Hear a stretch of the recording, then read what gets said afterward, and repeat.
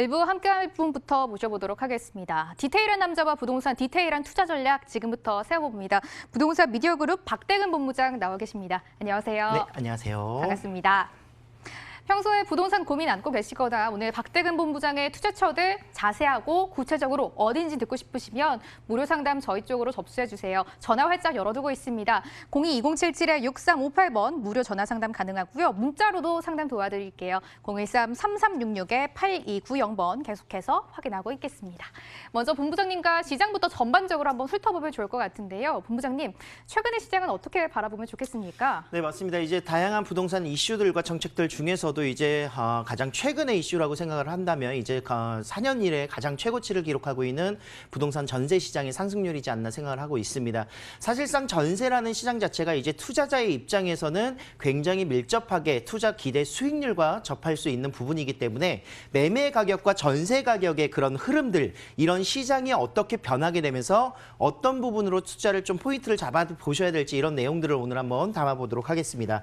자, 서울주택의 입주 물량과 그리고 매매와 전세의 지수들을 한번 살펴보도록 하겠는데요. 빨간색으로 이루어져 있는 매매가 지수와 그리고 파란색으로 이루어져 있는 전세가 지수를 좀 살펴보시면 좋을 것 같습니다. 사실상 지수가 마이너스로 돌아섰을 때는 이제 부동산의 경기가 떨어지거나 또는 부동산 가격의 하락들을 의미한다고 볼 수가 있겠습니다. 자, 본격적으로 이제 조정세가 계속 지속이 됐었던 1990년대를 기점으로 해서 98년도에 사실상 이제 마이너스로 돌아서는 이런 모습들을 볼 수가 있었었는데 IMF라는 그런 위기적인 부분 그리고 경제적인 그런 상황들을 고려를 하더라도 장기간의 조정세가 이루어지면서 이런 나타나는 현상들이 있었습니다. 거기에 더불어서 바로 반등할 수 있는 여건들, 사실상 투자할 때 가장 중요한 부분이라고 선택할 수 있는 부분이 조정기라든가 또는 하향기에 다시 한번 우상향의 그래프를 기록할 수 있는 부동산의 가격 상승들을 예측하셔야 되는데 이 부분을 예측하고 투자하신 분들께서는 굉장히 큰 수익을 올리셨던 이때 당시만 하더라도 그 수익의 그런 상승폭이 거의 뭐 200% 가까이 될 정도로 굉장히 급한 그런 가파른 상승세를 좀 기록했던 시기다 이렇게 보실 수가 있습니다. 사실상 가격이 계속해서 올라가면서 공급량의 그런 1기 신도시부터 시작을 해서 2기 신도시의 그런 영향으로 인해서 1기 신도시의 공급량이 증가됨으로 전세가는 조금 하향됐었던 모습들을 볼 수가 있었는데요. 가장 기본적으로 최근에 이제 올랐었던 2007년도, 8년도 외환위기도 있었지만 이때 당시도 가장 많이 매가가 많이 올랐었던 이런 부분들의 부담감이라든가 피로감들이 형성이 되어 있었습니다. 거기에 더불어서 지금 현재 이제 분양가 상한제와 비슷한 정책이라고 할 수 있었던 보금자리론이 이제 구성이 됐었던 부분이기 때문에 매수세가 굉장히 대기 수요자들로 많이 구성이 되어 있었습니다. 지금도 마찬가지죠. 매수를 하려고 하는 사람들보다는 청약을 통해서 제3기 신도시라든가 또는 로또 청약을 노리기 위한 그런 분양가 상한제의 혜택을 보기 위한 부분들이 대기 수요로 많이 돌아가다 보니까 구매력은 조금 줄어드는 형태가 나타날 수 있습니다. 그렇기 때문에 구매력이 줄어드는 시점에서는 전세가율의 폭발적인 증가가 나타날 수밖에 없는 요소입니다. 가장 투자를 하실 때 중요한 점, 앞으로 올라갈 것을 예상하셔야 되는데 매가와 전세 가격의 차이가 줄어들면 줄어드는 시점이 바로 올라갈 수 있는, 반등할 수 있는 기회가 될 수 있기 때문에 이런 시기들, 이런 시장들을 잘 집중하셔야 되는데요. 자, 그럼 과연 2019년도 이후에는 어떤 현상들이 나타날 것이냐 한번 정리를 해보도록 하겠습니다. 자, 일단은 주택 구매력이 지금 현재로서는 축소되고 감소되고 있는 상황들은 지난 2007년도, 8년도 이후에 나타났었던 모습과 비슷합니다. 부동산 가격의 하락의 불안감들도 분명히 있고요. 거기에 더불어서 분양가 상한제를 통해서 청약을 하려고 하는 시도자들이 굉장히 많이 늘어날 수밖에 없기 때문에 임대 수요는 더욱더 증가하고 주택의 구매력은 더욱더 감소될 수밖에 없는 이런 시장들이 계속 형성이 되고 있습니다. 거기 더불어서 3기 신도시의 공급 대기자들도 역시나 마찬가지로 매매보다는 이제 임대로 전환되는 임대 수요가 계속 늘어나는 모습들을 볼 수가 있겠죠. 이렇게 조정기가 계속 지속이 된다면 임대 수요가 꾸준하게 늘어나는 모습들을 살펴볼 수 있기 때문에 임대 수요의 증가는요, 임대 가격의 상승을 야기시키고요. 임대 가격의 상승은 바로 투자자 입장에서는 투자 금액이 줄어들 수 있으니까 투자하기에 좋은 시기가 올 수 있다. 거기에 더불어서 실수요자 같은 경우에도 매가 매물가와 전세 금액이 차이가 별로 없다라면 매매도 또 다시 구매력이 늘어날 수 있는 요소들이 있기 때문에 이런 임대 가격의 상승 시장은 그 이후에 향후 3년에서 또는 5년 정도의 이후에는 분명한 투자자라든가 실수요자의 증가로 인해서 가격 상승이 나타날 수밖에 없다. 이렇게 정리를 해보도록 하겠습니다. 시장에 대한 전반적인 이슈 또 뷰를 들어봤고요. 아무래도 시청자분들이 가장 궁금해하시는 게 여길 것 같아요. 지금 이 시점에서 서울에 어떻게 어디에 접근해야 하는지 지금부터 말씀 들어보도록 하겠습니다. 화면으로 먼저 가보시죠. 서울시 영등포구 영등포동입니다. 5호선 영등포 시장역 도보 1분 이내에서 투룸 오피스텔 만나보겠습니다. 현재 시세는 매매금액 2억 9,800에서 3억 6,400만 원에 잡혀 있습니다. 예상 실투자금은 전세 시엔 2,800에서 6,400만 원, 월세 시엔 대출을 1억 6천만 원 정도 예상하면 1억 2천에서 1억 7천만 원 전망되고 있습니다. 이제 제대로 된 지역을 선정하고 제대로 어떻게 투자해야 하는지 분석 바로 들어가도록 하겠습니다. 워낙 호재가 너무나 많이 뉴스에 매일매일 나오고 있는 영등포고요.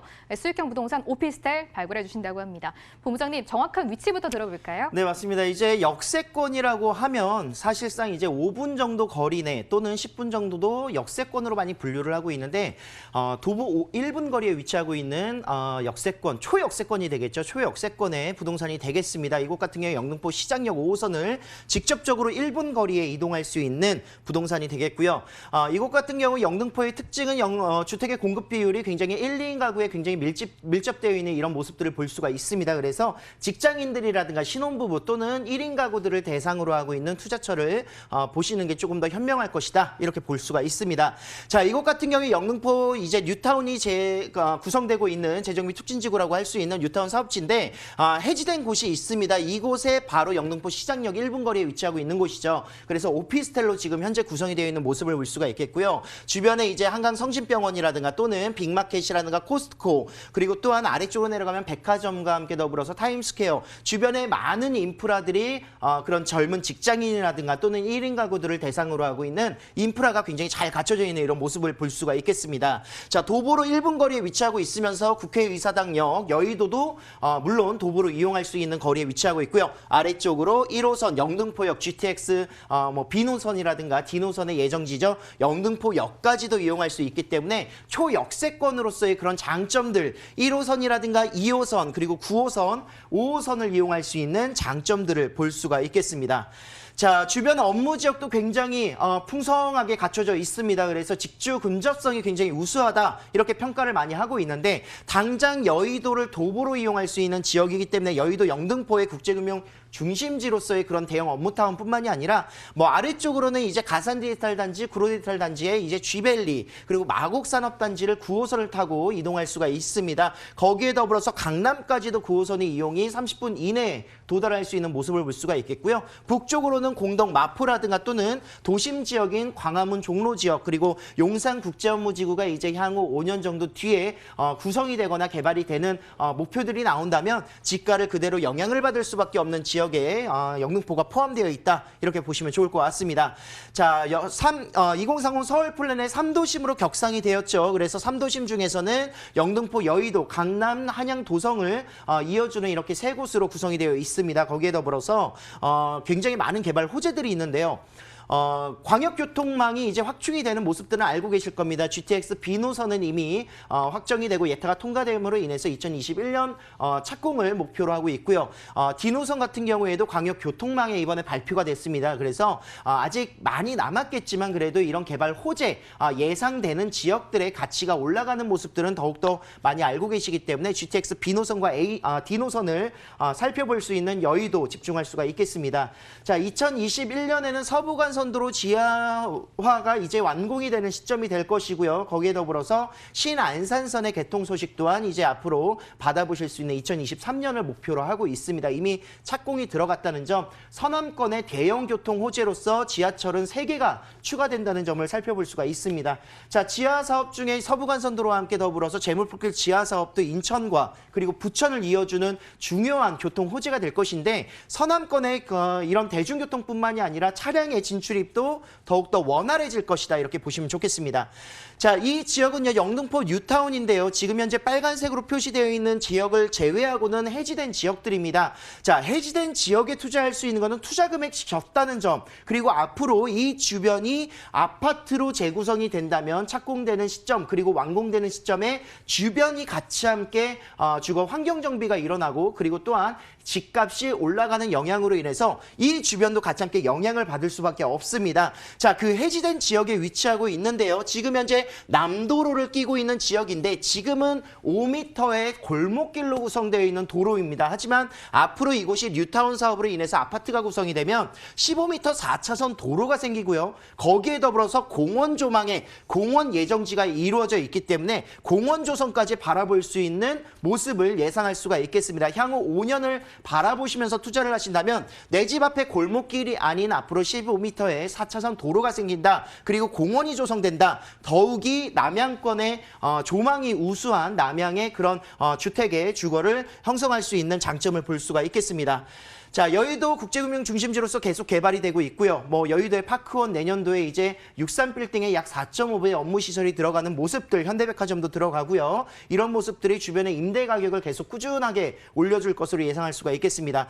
자, 총 90여 세대의 단지형으로 이루어져 있는 건물이고요. 지금 현재 오피스텔로 구성이 되어 있는데 내부는 아파트 못지않게 잘 구성되어 있습니다. 그래서 고급 주방 이런 시설이라든가 이런 모습들 직접 임장 활동을 통해서 옵션들 확인하실 수가 있겠고요. 주차장이라든가 건물 내에 이제 직접 상주를 하는 관리원이 있기 때문에 관리적인 부분도 굉장히 메리트가 있다. 아까 말씀드렸던 마지막으로 한 번 더 말씀드립니다. 건물 앞에 도로가 생기면서 공원 조망이 생기는 곳이다. 이렇게 정리를 해보겠습니다. 자, 2억 9,800만 원부터 시작을 해서 3억 6,400만 원까지 호수일별로 그리고 층수별로 향별로 조금씩 차이는 있고요. 예상시 2억 7천부터 3억 정도의 전세금을 예상할 수가 있겠습니다. 자, 월세 시에는 2천에서 3천만 원 정도 보증금에 90에서 100만 원 정도 월세 금액이고요. 전체적으로 투자 금액은 전세 시에는 2,800부터 6,400, 월세 시에는 대출 금액 제외하시고 1억 2천부터 1억 7천만 원까지 만나보실 수가 있겠습니다. 다음 지역으로 바로 이동해 보겠습니다. 역시 화면으로 먼저 가보시죠. 서울시 도봉구 창동입니다. 더블 역세권이고요. 창동역 도보 8분 이내에서 3룸 도시형 생활주택 준비되어 있습니다. 현재 시세는 매매금액 2억 7천에서 2억 8천만 원에 형성이 되어 있습니다. 실투자금은 전세 시엔 1,000에서 1,500만 원, 월세 시엔 대출을 1억 3천만 원 정도 예상하면 1억에서 1억 2천만 원으로 예상을 해볼 수가 있겠습니다. 그 핫한 노도강중 도봉구 창동으로 이동했습니다. 본부장님, 요즘 창동하면 서울 아레나나 차량기지 호재들 정말 많이 나오잖아요. 역시 도시형 생활주택 가지고 오셨다고요? 네, 맞습니다. 이제 창동역 하면은 이제 호재가 대표적인 호재가 이제 신경제 중심지인데 일단은 창동역 주변에 이제 위치하고 있는 부동산 중에서 유일무이한 도보 8분 거리라고 할 수가 있겠습니다. 사실상 창동역 주변에서 이제 8분 거리 좀 멀지 않나 생각이 드실 수도 있는데요. 웬만한 창동역 주변의 아파트들은 다 8분에서 10분 정도의 도보를 이용해야 되기 때문에 사실상 창동역 주변의 주택 중에서는 역세권이다. 이렇게 분류를 할 수가 있겠습니다. 자, 전년 대비 가격 상승률을 보셔도 서울권에서 상위권을 기록하고 있는 곳이 노도광중 유일한 도봉구가 되겠고요. 주택 현황을 살펴보시면은 10년 이상 된 노후 비율이 96%에 해당할 정도로 굉장히 노후도가 많이 되어 있는 신축이 10년 이후로 지금 현재 과거 10년 동안 신축 비율이 4%밖에 되지 않는 점을 보신다면 재건축이라든가 또는 개발될 수 있는 신축의 수요가 굉장히 많은데도 불구하고 공급이 부족하다 이렇게 정리를 해볼 수가 있겠습니다. 자, 창동상계 도시재생 활성화 지역이 바로 신경제 중심지고요. 이 지역 같은 경우에는 사실상 계획이 이렇게 예정이다가 아니라 확정이 된 곳입니다. 그래서 앞으로의 다양한 개발들이 잠시 뒤 개발 호재에서 조금 더 살펴보도록 하겠고요. 창동역은 사실상 이제 업무 시설이 들어가는 것뿐만이 아니라 예전에는 베드타운으로 노원구와 더불어서 같이 함께 베드타운으로 많이 알고 계셨기 때문에 베드타운의 그 모습들의 인프라는 너무나도 잘 갖춰져 있습니다. 아래쪽에 초한산이라든가 또는 주변의 초중고가 굉장히 잘 밀집되어 있고요. 거기에 더불어서 도보로 이용할 수 있는 영화관부터 시작을 해서 대형 마트들, 쇼핑을 할 수 있는 이런 모습들이 굉장히 잘 우수하게 인프라가 갖춰져 있는 모습을 특징으로 볼 수가 있겠습니다. 자, 개발 호재 몇 가지 살펴보겠는데요. 일단 2030 서울 서울플랜의 7광역 중심지가 바로 창동 상계 지역이라는 점, 그 일예로서 이제 약 98만 제곱미터를 포함하는 지역의 신경제 중심지로서의 개발들이 예상되어 있습니다. 자, 아레나 같은 경우에는 이제 아레나급으로 2만여 석이 제공되고 있는 K-팝 전문 공연장이 들어서는데요. 내년에 착공을 앞두고 있습니다. 착공 후에 2023년 완공 목표고, 이곳 같은 경우에는 사실상 첫 신경제 중심지를 개발한다는 그런 의미가 있는 그런 개발 호재다, 이렇게 보시면 좋겠습니다. 약 1만여 개 이상의 일자리가 창출될 수 있는 목표들을 가지고 있고요. 자, 창업 육성 문화 기능이라든가 복합 환승센터가 같이 함께 구성이 되고, 육통단지도 다시 한번 하나로의 그런 하나로 마트의 그 자리에 또 육통단지도 50층 규모로 또 구성이 되기 때문에 굉장히 많은 다양한 개발 호재들을 담고 있습니다. 자, 그 중에서 가장 대표적인 도봉 면허 시험장이라든가 또는 창동 그 차량기지 같은 경우에도 이전을 예정하고 있는데, 강남 코엑스 정도의 면적입니다. 그래서 서울권에서는 정말 마지막 남은 대규모의 그런 개발 지역이다, 이렇게 정리를 해볼 수가 있겠고요. IT 산업이라든가 바이오 그리고 연구단지가 들어설 것으로 글로벌 비즈니스를 같이 함께 담아볼 수 있는 목표를 가져가고 있습니다. 자, 복합 환승센터까지 포함을 해서 이곳에 앞으로는 320만 명 이상의 그런 신경제 중심지로서의 개발들, CBD 지역으로 변화될 지역이기 때문에 창동역이라든가 노원역을 집중할 수밖에 없는 것이고, 창동역 주변에 아파트를 대체할 수 있는 3룸에 투자할 수 있는 부동산이 되겠습니다. 자, 개발 호재 여기까지만 한 번 더 살펴볼게요. GTX 신호선 창동역을 지나가고요. 창동역이 GTX 신호선과 1호선, 4호선, 앞으로 또 KTX의 연장선까지 들어설 것이다, 이렇게 예상을 해보시면 좋겠습니다. 자, 동부간선도로 지하사업부의 수혜를 그대로 받는 곳이 또 창동역이 될 것이고요. 자, 이곳 창동역의 건물의 특징들 살펴보시면요. 3룸으로 이어져 있는 모습을 볼 수가 있습니다. 주택이고요. 오피스텔 아닌 주택, 그리고 3룸이기 때문에 자녀를 두고 있는 주거의 형태들이 굉장히 많이 분포되어 있기 때문에 그 수요층을 직접적으로 타겟팅해서 공급을 맞춰가실 수가 있겠습니다. 거기에 더불어서 실거주 하시거나 또는 투자 목적으로도 굉장히 유리하고요. 선분양이기 때문에 주변 3룸 대비해서 가격이 훨씬 더 낮게 형성되어 있는 점, 필로티 주차장과 지하 주차장, 거기에 더불어서 엘리베이터까지 굉장히 시설적인 부분도 안정적으로 갖춰져 있습니다. 자, 내부에는 이제 시스템 에어컨이 제공이 되니까요. 요즘 트렌드에 맞춘 가전제품까지 만나보실 수가 있겠습니다. 자, 매매 가격 2억 7천부터 2억 8천만 원까지인데요. 주변 시세와 한번 비교를 해보시면 임장만 보셔도 3억 이상 이제 시세가 형성되어 있는데 굉장히 합리적인 금액이다. 왜 합리적이냐? 선분양이기 때문이다. 이렇게 정리를 해보도록 하겠습니다. 매매 가격 2억 7천부터 2억 8천까지고요. 전세 시에는 2억 6천에서 2억 7천만 원, 단 1천만 원 정도로 투자할 수 있는, 갭 투자할 수 있는 부동산이 되겠습니다. 자, 월세 시에는 3천에서 5천 정도 보증 금액에 90만 원 정도 예상을 하시면 좋을 것 같고요. 자, 전세 시에는 1,000에서 1,500만 원 투자 금액, 월세 시에는 대출 금액 제외하고 1억 중반 정도까지 투자 금액을 생각하시면 좋겠습니다. 투자처 분석은 여기까지 이어갈 거고요. 박대근 본부장의 디테일한 전략은 방송 끝나고 무료 세미나에서 이어지겠습니다. 일정 화면으로 소개해드릴게요. 주제는 10년 뒤 무섭게 변할 지역에 투자하랍니다. 일시는 매주 화요일과 일요일 오후 1시고요. 신노년역 3번 출구 거평타운 4층에서 기다리고 있겠습니다. 선착순 10분만 참여하실 수 있으니까요. 반드시 02-2077-6358번으로 빨리 전화 주시고 참석해 주시면 되겠습니다.